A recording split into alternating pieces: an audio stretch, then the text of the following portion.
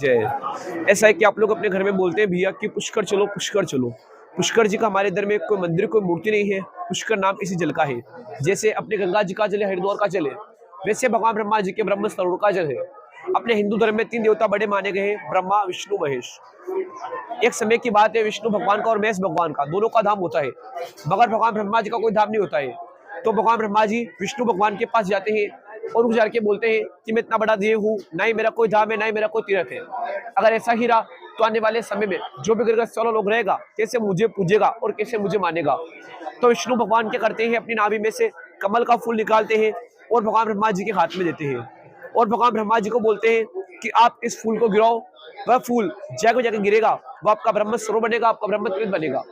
तो भगवान ब्रह्मा जी उस फूल को गिराते हैं, वह फूल इधर में आके गिरता है और गिरने के बाद में नीचे तक जाता है और नीचे से जल का उत्पत्ति होता है। उत्पत्ति में जो पुष्कर सरोवर रहता है, इसका नाम पड़ता है पुष्कर।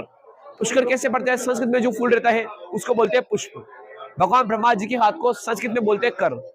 दोनों को प्लस करते हैं तो इस ब्रह्म सरोवर का नाम पड़ता है पुष्कर।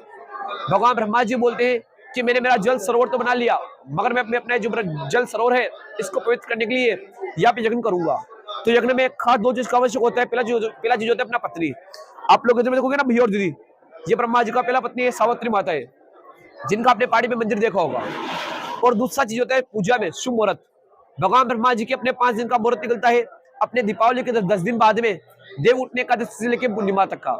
आप लोगों ने नाम सुना है पुष्कर मेला, पुष्कर फेर, जो 5 दिन का उससे बढ़ता है, क्योंकि उन दिनों में भगवान ब्रह्मा जी ने जल में बैठ के यज्ञ करा था।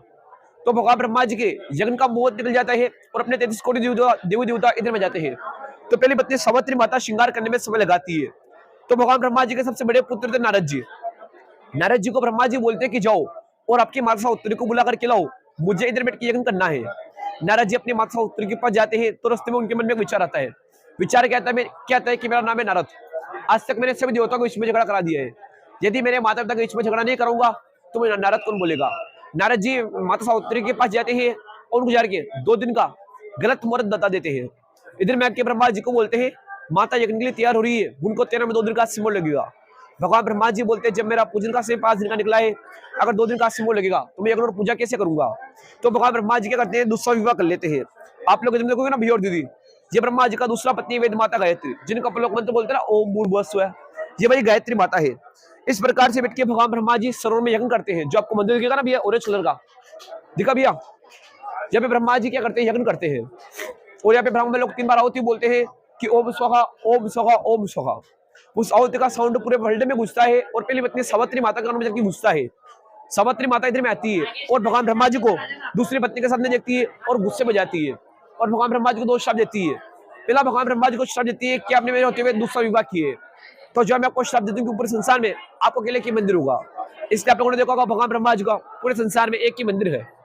दूसरा भगवान ब्रह्मा जी को श्राप देती है कि आपने मुझे पूजा में नहीं बिठाया, मेरा अपमान किया है, तो इसलिए जो भी घर गृहस्थ वाला लोग आएगा आपके मंदिर का पूजा प्रसाद नहीं चढ़ेगा। इसलिए अपन जो भी परिवार वाले लोग रहते हैं, घर गृहस्थ वाले लोग रहते हैं, ब्रह्मा जी के मंदिर का पूजा प्रसाद कभी भी नहीं चढ़ाते हैं। सावित्री माता श्राप देके क्रोध में वापस से जाकर के बैठ जाती है और अगले दिन भगवान ब्रह्मा जी का यज्ञ पूरा जाता है। जब भगवान ब्रह्मा जी को पता चलता है कि नारद जी की गलती, नारद जी ने झगड़ा करा है, तो भगवान ब्रह्मा जी माता सावित्री के पास जाते हैं और उनको जाके पूरी बात बोलते हैं। माता सावित्री भगवान ब्रह्मा जी को बोलती है कि मुख से निकाली वाणी, धनुष से चला हुआ तीर, देवदान और देवा श्राप कभी वापस नहीं लिया जाता है। तो मैं श्राप तो वापस नहीं ले सकती, मगर मैं आपको श्राप की जगह 2 वरदान देती हूँ। पहला भगवान ब्रह्मा जी को वरदान देती है कि आपने पुष्कर सरोवर बनाए, ये समस्त तीर्थ का गुरु कहलाएगा। आप लोग जो पुष्कर सरोवर देख रहे भैया, ये समस्त तीर्थ का गुरु है। दूसरा भगवान ब्रह्मा जी को वरदान देती है कि जो भी लोग आएगा आपका जल का पूजा करेगा, जल का प्रसाद चढ़े, जल से मनोकामना मांगेगा, फिर आपके मंदिर का दर्शन करेगा, फिर अपना दर्शन सफल करेगा। इसलिए भगवान ब्रह्मा जी का पहले पुष्कर सरोवर का पूजा करते हैं, पुष्कर सरोवर का प्रसाद चढ़ाते हैं, फिर अपना दर्शन सफल करते हैं, फिर ब्रह्मा जी के मंदिर का दर्शन करते हैं। हमारे मारवाड़ी में कहावत है गंगा नहाए गोमती नहाए समस्त तीर्थ करे आए, एक दाम पुष्कर नहाए नर मुक्ति ना पाए। इस गाने का मतलब ये है कि आप चाहे 4 धाम की यात्रा करके जाते हैं, एक मात्र पुष्कर सरोवर में आते हैं, आपको किसी भी आपके 4 धामों के अंदर कभी भी सफल नहीं मानी जाती है। और आप चाहे 4 धाम नहीं भी जाए, एक मात्र पुष्कर आ जाते हैं, आपको समस्त तीर्थ की यात्रा का फल मिलता है, क्योंकि पुष्कर सरोवर समस्त तीर्थों का गुरु है। आप लोग अपना हिंदू ग्रंथ पढ़ेंगे ना भैया, उसके अंदर लिखे हुआ सत्यगम केवलम पुष्करम। आप लोग जो पुष्कर सरोवर देख रहे हैं भैया, ये सत्युग का तीर्थ है, ब्रह्म रूपेण पुष्कर है। भगवान ब्रह्मा जी का जो स्वरूप है जल है, जल के अंदर भगवान ब्रह्मा जी का निवास है। अपने हिंदू कल्चर में सबसे बड़े देवता है भगवान राम। त्रेता युग में भगवान राम आए थे पुष्कर सरोवर, राजा रामचंद्र जी की पिताजी ने दशरथ जी, तो राम जी ने पिताजी दशरथ जी का यहाँ पे बालू मिट्टी से पिंडदान करा था। यहाँ तीनों गया पे खास 2 कार्य से आते हैं। पहला चीज होता है अपना पितृ कार्य। गया में माता कुल का पिंडदान होता है और काशी में पिता कुल का पिंडदान तर्पण होता है। पुष्कर सरोवर में 7 जनरेशन का पिंडदान तर्पण होता है। अगर आपके 7 जनरेशन में किसी का भी डेट हो गए आप उनको पितृ पिंडदान तर्पण कर सकते हैं।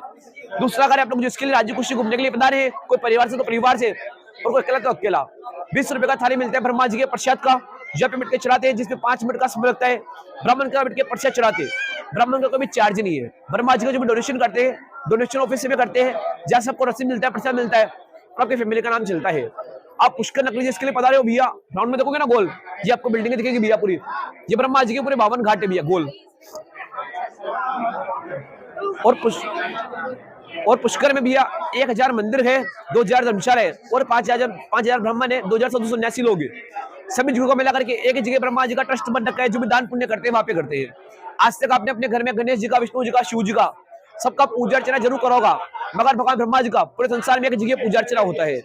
भगवान ब्रह्मा जी बुलाते तबाना होता है, ऐसा नहीं होता है। तो आप लोग का मान जरूर करें। बोलेगा पुष्कराज महाराज की